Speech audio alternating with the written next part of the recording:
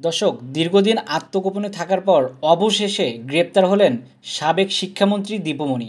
ঢাকার বারিধারা ডিওএইচএস এলাকা থেকে সাবেক শিক্ষামন্ত্রী দীপুমণিকে গ্রেপ্তার করেছে পুলিশ। আজ সন্ধ্যায় ঢাকা মহানগর গোয়েন্দা পুলিশের একটি দল গোপন সংবাদের ভিত্তিতে তাকে গ্রেপ্তার করে। গুলশান বিভাগের ডিবির উপকমিশনার মোহাম্মদ জিয়াউদ্দিন আহমেদ সাবেক মন্ত্রীকে গ্রেপ্তারের তথ্য দিয়ে বলেন, তাকে মিন্টো রোডের ডিবি কার্যালয়ে নিয়ে যাওয়া হচ্ছে। তার বিরুদ্ধে চাঁদপুরে ও ঢাকায় পৃথক মামলা রয়েছে। এসব মামলায় তাকে গ্রেপ্তার দেখানো হবে। এর আগে গত বুধবার সাবেক মন্ত্রী ও আওয়ামী লীগের যুগ্ম সম্পাদক দীপুমণি ও তার ভাইয়ের বিরুদ্ধে চাঁদপুরে নাশকতার মামলা হয়। এই মামলার আসামি হিসাবে দীপুমণির বড় ভাই ওয়াদুদ টিপু ছাড়াও ৩৮২ জনের নাম উল্লেখ করা হয়েছে। এছাড়া অজ্ঞাতনামা আরও ১২০০ জনকে আসামি করা হয়েছে।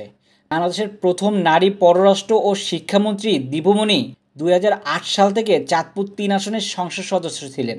সবশেষ ৭ জানুয়ারির দ্বাদশ সংসদ নির্বাচনে জয়ী হয়ে ৪ বারের এ সংসদ সদস্য নতুন সরকারেও জায়গা পেয়েছিলেন। তবে শিক্ষা থেকে তাকে সরিয়ে সমাজ কল্যাণ মন্ত্রণালয়ের ভার দিয়েছিলেন শেখ হাসিনা।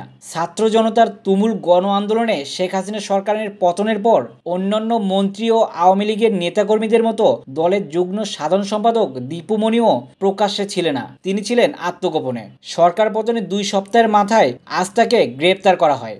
এ নিয়ে ক্ষমতাচ্যুত আওয়ামী লীগ সরকারের প্রভাবশালী ২ মন্ত্রী গ্রেপ্তার হলেন। গত ১৩ আগস্ট আইনমন্ত্রী আনিসুল হককে গ্রেপ্তার করা হয়। সেদিন তার সঙ্গে সাবেক প্রধানমন্ত্রী শেখ হাসিনার শিল্প ও বিনিয়োগ উপদেষ্টা সালমান এফ রহমানকেও গ্রেপ্তার করা হয়েছিল। সরকার পতনের পর সাবেক মন্ত্রী এমপিদের নামে বিভিন্ন মামলা দেওয়ার মধ্যে ১৪ আগস্ট রাতে গ্রেপ্তার করা হয় সাবেক ডাক, টেলিযোগাযোগ ও তথ্য প্রযুক্তি প্রতিমন্ত্রী জুনায়েদ আহমেদ পলক ও সাবেক ডেপুটি স্পিকার শামসুল হক টুকুকে।